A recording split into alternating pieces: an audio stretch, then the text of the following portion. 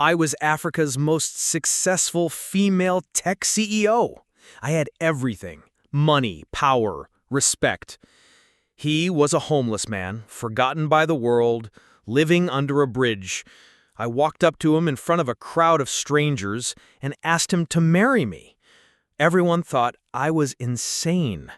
They had no idea I was about to uncover a secret that would change not just his life, but mine, and inspire millions.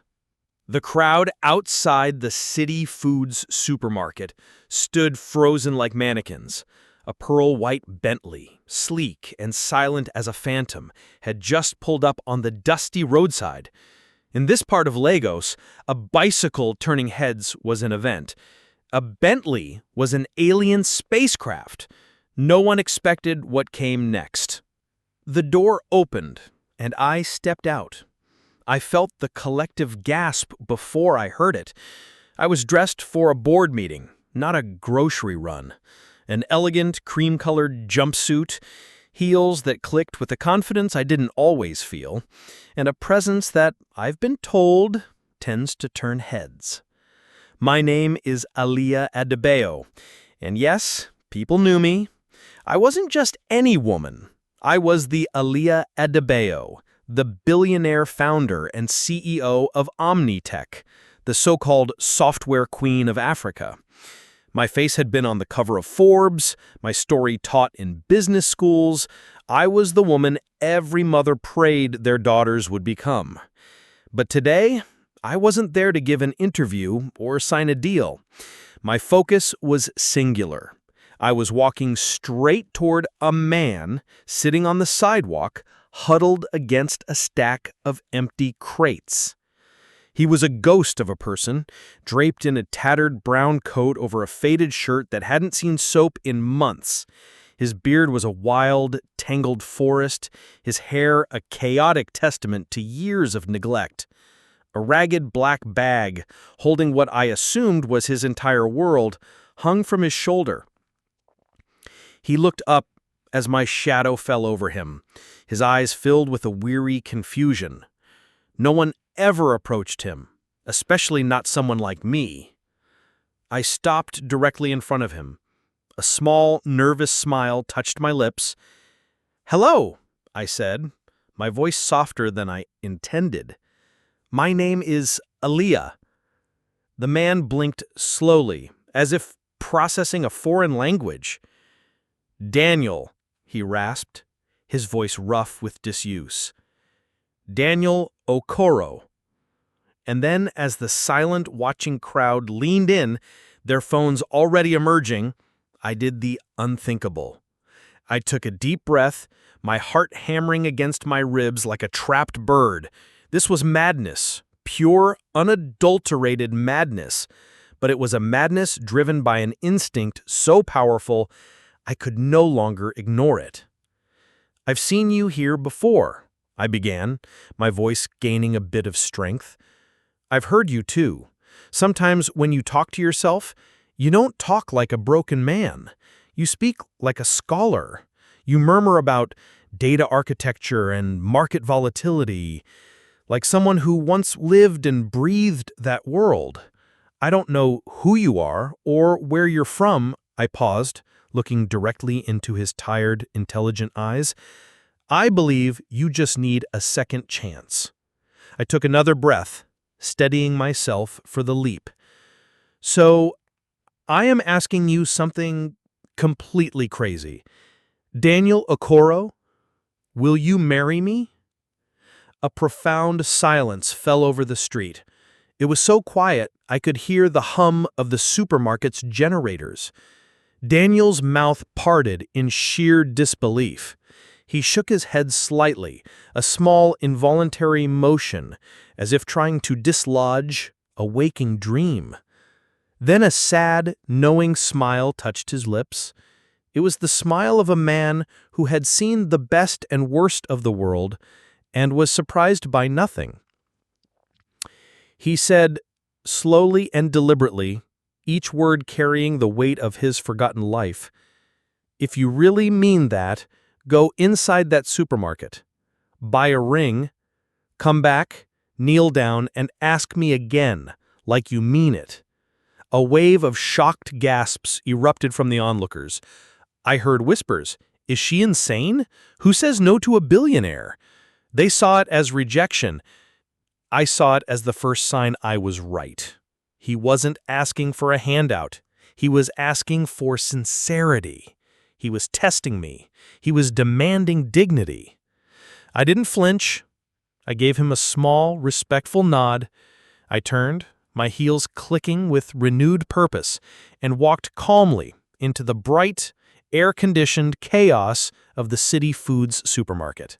I ignored the stares and the whispers, marching straight to the small, independent jewelry counter near the front. 5 minutes later, I walked back out into the sweltering Lagos heat. In my hand was a simple but elegant diamond ring, its value greater than most of the cars parked on that street. And without a moment's hesitation, right there on the dusty pavement in front of dozens of shocked strangers and their recording smartphones, I, Aaliyah Adebayo, the billionaire single mother, bent one knee to the ground. I raised the ring, its diamond catching the harsh afternoon sun. My voice trembled, not with doubt, but with the sheer gravity of the moment. "Daniel Okoro, will you marry me?" He froze. The world froze with him. Cars slowed to a crawl. People streamed out of nearby shops to see what was happening. I saw one woman clutch her head in utter disbelief. Daniel looked down at me, his gaze intense, searching. He saw a woman who seemingly had everything, yet was kneeling in the dirt before him. He saw something in my eyes, something that looked past the grime and the rags and spoke to the man he used to be. He nodded slowly, a single deliberate movement. "Yes," he whispered, the word almost lost to the wind. A wave of relief so powerful it almost buckled me. I slid the ring onto his finger. It looked so foreign, so clean against his calloused, dirt-caked skin. He stared at it as if it were an artifact from another planet. I stood up, brushing the dust from my knee. I smiled again, a real, genuine smile this time. "Now," I said softly, "get in the car."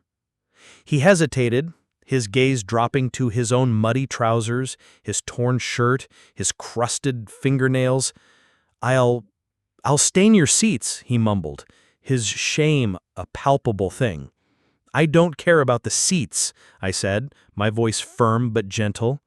He stood up slowly, his movements stiff, like a man rising from the dead, and just like that, I opened the passenger door of the Bentley and he stepped inside, leaving behind the only life he had known for years.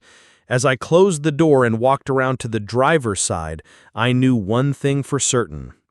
The crowd thought they had just witnessed the end of a crazy story. But Daniel and the world had no idea. His story, our story, was just beginning. The Bentley's engine was a quiet hum, a stark contrast to the chaotic symphony of Lagos traffic. We drove in silence toward the heart of Victoria Island, the city's towers glittering like a sea of diamonds under the afternoon sun. Daniel sat stiffly in the supple leather passenger seat, his worn black bag clutched tightly on his lap. His eyes, red-rimmed and weary, darted between me and the road ahead, as if he expected the mirage to dissolve at any moment. I stole a quick glance at him. He was a puzzle I was determined to solve. The way he spoke, the challenge he had issued, it all pointed to a man who was more than his circumstances. There was so much I wanted to ask, 1,000 questions burning on my tongue, but not yet. First, he needed his dignity back. "We're making a quick stop," I said gently as I pulled up outside a sleek, modern building with a discreet sign that read, "The Chairman's Lounge, Premium Grooming and Spa." Inside, the place glittered. Marble floors, gold-rimmed mirrors, rich mahogany counters. A man in a crisp white shirt and bow tie opened the door, bowing slightly, But his practiced smile faltered when he saw Daniel standing behind me. I stepped in first, my presence commanding the room. "He is with me," I said simply. That was all it took. The hesitation vanished, replaced by a flurry of professional courtesy. Inside, the expert staff, initially taken aback, quickly fell into line at my instruction. I turned to Daniel, whose eyes were wide with a mixture of awe and apprehension. "Let them take care of you," I smiled. "I'll wait right here." For the next hour and a half, Daniel sat motionless in a leather barber's chair as a team of stylists worked on him with the focus of artists. They clipped, washed, shaved, and scrubbed away years of grime and neglect. His overgrown beard, which had hidden his face from the world, fell away in pieces, revealing a jawline that was sharp and strong. His thick, matted hair was trimmed, styled, and brushed until it shone with health, looking like it belonged on the cover of a magazine. When they were finally done, they handed him a mirror. He stared, his hand slowly coming up to touch his own face. He didn't recognize the man staring back. The weariness was still there in his dark, intelligent eyes, but now there was a fire too, a spark that had long been dormant. "Sir, your clothes," one of the stylists said, holding out a new outfit I had arranged for. A tailored white shirt, perfectly fitted black trousers, polished leather loafers. He disappeared into the changing room, and when he stepped out, I stood up. I audibly gasped. The transformation was cinematic. In place of the scruffy, defeated man from the roadside stood someone else entirely. He looked powerful. He looked distinguished. He looked like the man I had sensed was buried underneath it all. I smiled, my heart doing a little flutter. Now that is the man I saw. Daniel said nothing for a long moment. His throat worked, and his eyes glistened. "I feel," he started, his voice thick with emotion, "I feel like I just came back to life." "You haven't seen anything yet," I promised. We got back into the Bentley and drove towards my home. As we approached the massive rolling gates of my estate in Ocoee, Daniel's eyes widened. "Is this your house?" he asked, his voice filled with awe. "No," I smiled, turning to him as the gate swung open to reveal a sprawling white mansion wrapped in glass. The driveway was lined with tall palm trees, and a magnificent fountain danced in the center of the courtyard. A golden retriever barked a joyful welcome from the manicured gardens. Daniel stepped out of the car slowly, like a child walking into a fairy tale castle. Inside, the mansion smelled of vanilla and lavender. Crystal chandeliers hung from the high ceilings. The living room was a testament to my love for African art, with pieces from Ghana, Egypt, and South Africa blending seamlessly with modern elegance. Standing on the grand, sweeping staircase was a little girl with a cloud of curly hair and sleepy eyes. She rubbed them and asked, "Mommy, who's that?" I opened my arms. "Amara, my love, come say hi." My daughter ran down the stairs and wrapped her arms around my waist. Then she looked up at the tall stranger in our home. "This is my friend," I said, crouching beside her. "His name is Daniel, and guess what? He's going to be spending a lot of time with us now." Amara, my precocious 5-year-old, studied him with the serious scrutiny only a child can possess. "Are you a good person?" she asked bluntly. A soft, genuine smile touched Daniel's lips. "I'm trying to be," he answered honestly. "Okay," she declared, satisfied. "Then you can stay, but no scary stories before bed." Daniel chuckled. It was a deep, rusty sound, as if it hadn't been used in years, and in that moment, I knew bringing him here was the right thing to do. That night, I showed him to a guest suite that was larger than most apartments. I brought him a plate of hot jollof rice, fried plantain, and grilled chicken. He ate slowly, deliberately, savoring every single bite as if it were the most exquisite meal he'd ever had. When he was done, he sat on the private balcony overlooking the glittering lights of the city. I joined him, bringing 2 glasses of wine. The time for questions had finally come. "Now," I said softly, handing him a glass, Tell me, who are you, Daniel Okoro? He stared down at his hands, at the brilliant diamond ring that looked so out of place, and he was silent for a long time. When he finally spoke, his story poured out of him like a river breaking through a dam. I once was one of the best data scientists in Lagos. I worked with international banks, government bodies, I gave lectures, I trained analysts. I was respected. I was at the top of my game. He paused, taking a sip of wine. I had a wife, Funke. We had 2 children, a boy and a girl. My parents lived with us. Our house was full of noise and laughter. Life was perfect. He swallowed hard, his gaze distant. Until one December, they were flying to London for a family vacation. I couldn't go that morning. I had a critical project deadline. I was supposed to join them the next day, but they never made it. The plane, it went down over the ocean. No survivors.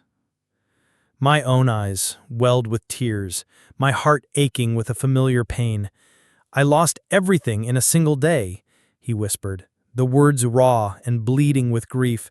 My wife, my children, my parents, my entire world vanished. I didn't want the money in the bank. I didn't want the condolences from friends. I didn't want to breathe. So one day I just walked out of my empty house with nothing but a small bag, and I never went back. I've been living under that bridge ever since. Tears were now running freely down my cheeks. I know that pain, I said, my own voice breaking. I lost my parents in a car crash when I was in university.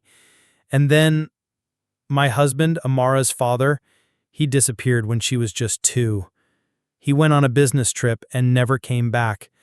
For years, I waited, cried, prayed, but nothing. I eventually had to accept he was gone. Daniel looked at me stunned. You built all this after going through that? I nodded, wiping a tear away. I had to, I said. I had to keep living. For Amara. And for myself. He looked down at his hands, then back at me. You're a fighter. I managed to smile through my tears. So are you, Daniel. You just forgot how. We sat there in a comfortable silence, 2 broken souls finding a strange solace in our shared history of loss. The soft chirps of night insects and the distant hum of the city were the only sounds. Daniel took a deep breath, a real, life-affirming breath, and I knew, for the first time in a long, long time, he wasn't just surviving, he wanted to live again. That night, as he lay in the soft, king-size bed, Daniel stared at the ceiling with wide, unblinking eyes. Not because he couldn't sleep, but because, for the first time in years, he was allowing himself to dream again. The next morning, Daniel woke up not to the stench of gutter water or the roar of trucks overhead, but to the sound of birds singing and the scent of freshly brewed coffee. This was real. A soft knock on the door broke his thoughts. It was Amara. "Good morning, Mr. Daniel," she chirped. "Mommy said breakfast is ready." He smiled. "Good morning, Amara, and you can call me Uncle Daniel." Downstairs, I was already at the dining table, dressed in a sleek navy blue suit, my laptop open. "Good morning," I said with a warm smile. "Morning," he replied, his eyes taking in the spread of food before him. "I hope you're hungry," I said. He blinked. "It's been a long time since I've had a meal like this." "Then eat up," I said, closing my laptop. "You're gonna need your strength." He gave me a curious look. "Why? Are we going somewhere?" I leaned back in my seat, sipping my tea. "No," I said slowly, deliberately. "You're starting work today." Daniel coughed, sputtering on his orange juice. "Work?" I nodded, my expression serious. "I didn't just propose to you out of sympathy, Daniel. I meant what I said. I see a man with a mind too brilliant to waste. Omnitech needs someone like you." "Aaliyah, I haven't worked in years. I'm rusty. The technology has changed." I smiled gently. "Then you'll polish up fast. You were one of the best data scientists in the country. That skill doesn't just vanish. It's like riding a bicycle. You just need someone to remind you who you are." He looked down at his plate, his hands trembling slightly. "I don't know if I'm ready." "I do," I said softly, my voice firm with a conviction that seemed to surprise even me. "Trust me." He didn't speak again, but I saw something stir deep within his eyes, something that hadn't moved in years. It was hope. Later that afternoon, I walked Daniel through the gleaming glass and chrome headquarters of Omnitech. Employees in branded shirts bustled by, their faces a mixture of ambition and purpose. As I entered, heads turned and respectful greetings followed me. Then they noticed the distinguished man walking beside me. The whispers were almost audible. "Who is he?" I led him to the executive floor and opened the door to a spacious, sunlit corner office. It was equipped with 3 large monitors, whiteboards covered in data charts, and a small and elegant welcome note that read, "Welcome Mr. Okoro, Head of Data Intelligence." Daniel froze in the doorway, his eyes wide. This is for me?" I nodded. "From today, you're our Head of Data Intelligence. You'll be working directly with me." He stepped into the room slowly, his hand trailing along the edge of the desk as if reacquainting himself with a lost part of his own soul. He turned to me, his eyes shining with unshed tears. "Are you sure about this?" "Absolutely," I said, my heart swelling with pride. From that moment on, Daniel began the slow, arduous process of rediscovering himself. The first few weeks were challenging. He pored over new software manuals, stayed late to study new algorithms, and devoured industry reports. But his instincts, his innate genius for seeing patterns in chaos, had never left him. Within a month, he wasn't just catching up, he was innovating. He analyzed our company metrics and spotted critical inefficiencies no one else had seen. He suggested changes to our logistics software that began saving the company millions in optimization costs. I would watch him from my office, a quiet pride blooming in my chest. One afternoon, I walked into his office and placed a file on his desk. "The board is impressed," I said, trying to keep my voice neutral. "Your latest predictive model just saved us an estimated 250 million naira in annual losses." Daniel looked up from his screen, stunned. I was just doing my job." "That's what makes you brilliant," I replied. He blinked, overwhelmed with an emotion he couldn't name. "I don't even know how to thank you." I smiled, folding my arms. "Then don't. Just keep being brilliant." We shared a look, a silent communication that lasted a moment too long.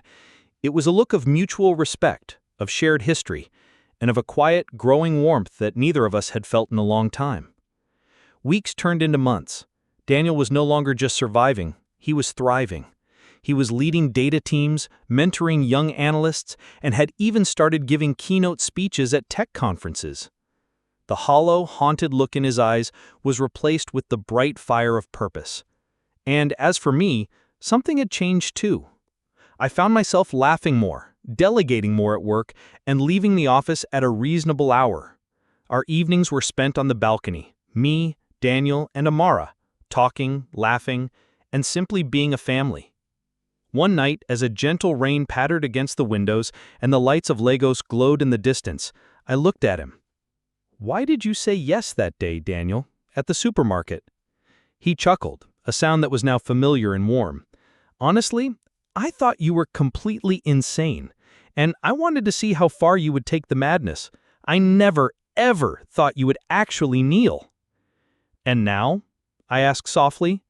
He took my hand, his grip gentle but firm. "Now I know you weren't mad. You were an angel in disguise." A few days later, during a late dinner on the mansion's rooftop terrace under a blanket of stars, Daniel stood up and cleared his throat. "Aaliyah?" he said, his voice a little shaky. I looked up, confused, as he reached into his pocket. Then he knelt.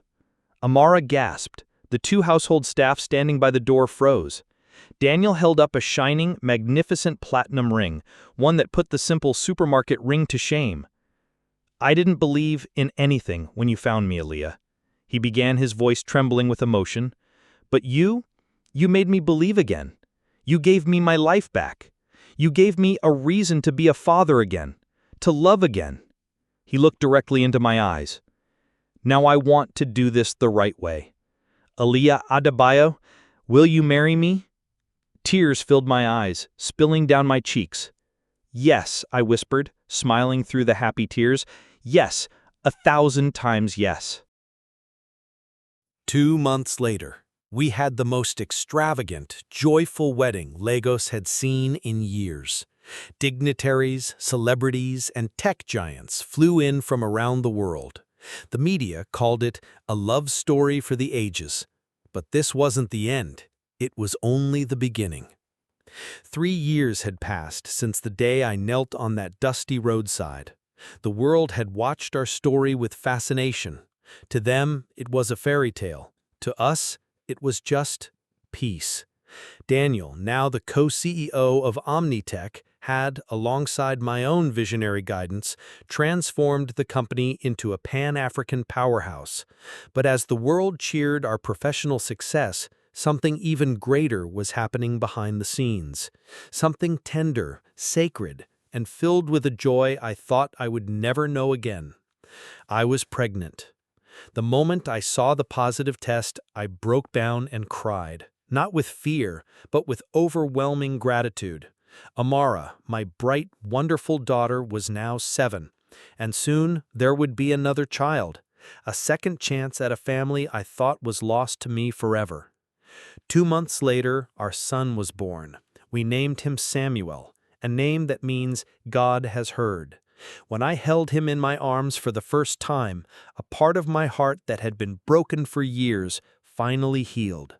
I looked at Daniel, my husband, my partner, my miracle, and whispered, This is the family I always prayed for." He held all 3 of us close, his own eyes wet with tears. "And this," he whispered back, "is the family I thought I'd never deserve again." Years flew by in a happy, chaotic blur. Amara, my brilliant daughter, graduated from medical school at just 18. At her graduation, she met a wonderful young man, a rising star in biomedical engineering named Chike. 3 years later, at her 21st birthday party, he proposed. At their grand, beautiful wedding, it was Daniel's toast that left everyone speechless. "Years ago," he began, his voice calm and full of emotion, "I lived under a bridge. I had lost my wife, my children, my parents, and myself. I had given up on life. But then an angel found me. She turned toward me, her eyes shining. She didn't just change my life, she gave me a new one. And today I get to stand here and watch our daughter begin her own journey of love. My life has come full circle." 9 months later, we gathered again, this time for a smaller, more intimate celebration. Amara was in a hospital gown, tired but glowing, holding her newborn baby girl. They named her Neka, meaning Mother is Supreme. When Daniel held his granddaughter for the first time, he whispered in her ear, "You don't know it yet, little one, but you are born from a miracle." The house was filled with joy. That evening, the entire family sat on the balcony watching the sun set over Lagos. Amara, Chike, baby Neka, Daniel, myself, and little Samuel, now a bubbly toddler chasing butterflies across the garden. "I can't believe this is my life," I whispered. Daniel smiled, wrapping his arm around me. "I can," he said, "because everything good starts with belief." Just then my phone buzzed. It was an email from the Nigerian Ministry of Science and Technology. Subject: 20th Anniversary Celebration. Omnitech to receive Lifetime Impact Award. I read it aloud, my voice trembling. "They're awarding us." Daniel grinned. "You deserve it." "No," I said, turning to him. "We deserve it." The 20th anniversary celebration of Omnitech was held at the Landmark Center in Lagos. The hall glittered with banners showcasing our journey. When it was time for Daniel to speak, he walked to the stage, his steps confident. "My name is Daniel Okoro. Once I was lost. I had nothing, but someone saw me. She knelt before me, not because I was worthy, but because she believed in what I could become. She turned to me. She gave me a reason to wake up again." He held up the award plaque. "This," he said, his voice trembling, "is not just a trophy. This is a testimony that grace is real, that second chances exist." As the crowd stood in ovation, cameras flashing, I walked up and hugged him tightly on stage. In that moment, no one saw a billionaire and a former homeless man. They saw two souls who had walked through the fire and came out holding hands. 10 years had passed since I knelt on a dusty Lego street and asked a homeless man to marry me. 10 years since Daniel Okoro, the man once forgotten by the world, became not just my husband, but my partner in life, love, and legacy. Together, we had built more than a company. We had built a family, a home, a symbol of second chances. Now, as the sun bathed the lush gardens of our estate in a golden hue, I stood by the window, sipping tea and watching my two children play in the backyard. Samuel, now a curious and brilliant 9-year-old, chased butterflies with a net in one hand and a tablet in the other. His latest obsession? Coding a butterfly tracking app.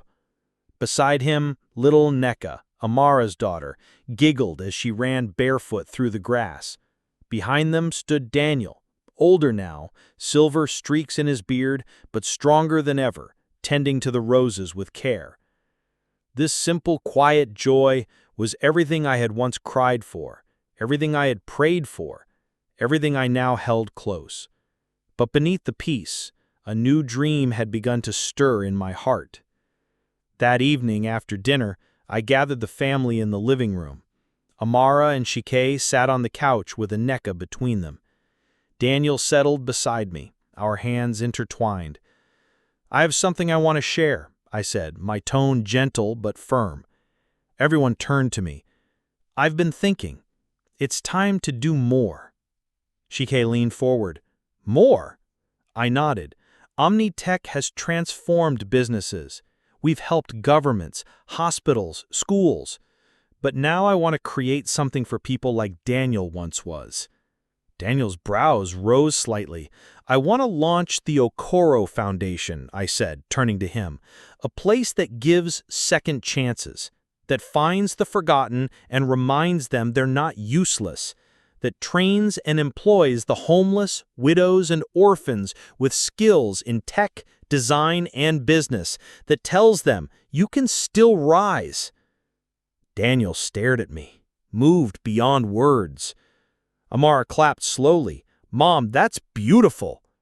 Chike nodded. "We'll help however we can." "I already have the land," I continued. "I bought it quietly in Ageje. It used to be a market, but it's perfect. I want to break ground next month. I want the Okoro Foundation to live long after we're gone." Daniel's throat tightened. "You're naming it after me?" I smiled. "After us. After what you represent." He blinked away tears. "You never stop surprising me." I turned to Samuel. "And one day, when you're grown, this will be part of your story too." Samuel grinned. "I'm already writing the code for the website." The room burst into laughter. 3 months later, the Okoro Foundation was launched. It was a sprawling facility with dormitories, classrooms, computer labs, counseling centers, and startup incubators. But more than the buildings, it was the people who made it powerful. Dozens of former beggars now wore suits and held laptops. Widowed women now stood before projectors, teaching others how to design websites. Young boys who had once hawked pure water now presented their inventions to international investors.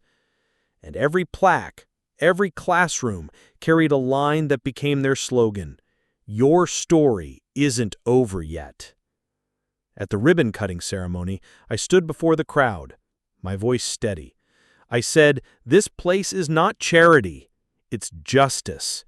It's a reminder that no human being is too far gone to be redeemed. I was celebrated, yes, but I was also broken once. So was Daniel. And now look what God has done."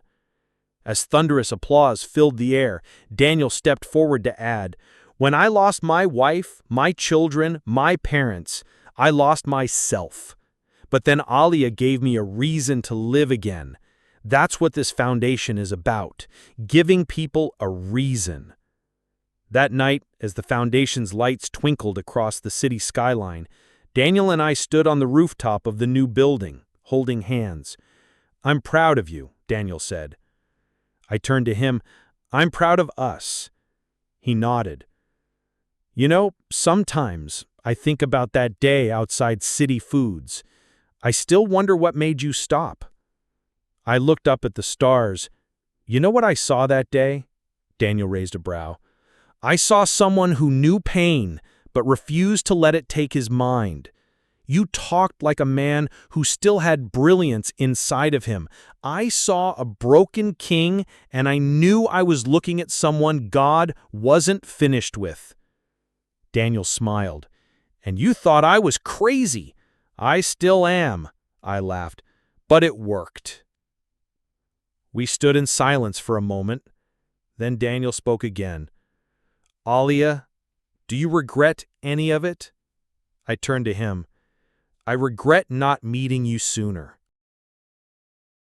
Years passed. The Okoro Foundation grew beyond Nigeria. Daniel and I became keynote speakers at global conferences. Our story was told in books, films, and schools. Young people everywhere looked up to us not just as tech giants, but as proof that love and purpose could rise from ashes. Amara became a top medical doctor and co-founded a health tech startup with her husband, Chike. Their daughter Nneka became the youngest published author in West Africa, writing children's books inspired by her grandparents' love story. Samuel, ever the dreamer, built a learning app that spread across Africa's rural communities, teaching kids to code with games and puzzles. One quiet morning, Daniel and I sat on our favorite garden bench. Gray now flecked our hair. Our hands were older, but still held each other tightly. We watched as children from the foundation played nearby, laughing and running. Daniel sighed contentedly. "I'm full," he said. I smiled. "Me too." He looked at her, his eyes soft. "I used to think God forgot about me, that I was being punished. But now I think maybe he was just preparing me." I leaned my head on his shoulder. "Everything was leading here," I whispered. "And this time," Daniel said, "we're not wasting a single moment." Just then, little Nneka ran up, her hands full of drawings. "Grandma, Grandpa, look what I made." They took the papers and smiled. It was a sketch of a woman kneeling before a man. Above it, in big, bubbly handwriting, it read, "Love begins where pride ends." Daniel stared at it for a long moment. He chuckled. "She gets it." I kissed the girl's forehead. "She comes from it." As the sun set over the garden and the evening breeze danced through the trees, I closed my eyes. The pain of the past, the love of the present, the promise of the future, all of it in one moment, in one life, in one love story that began not with pride, but with a plea, and ended with a dream I never believed could be possible.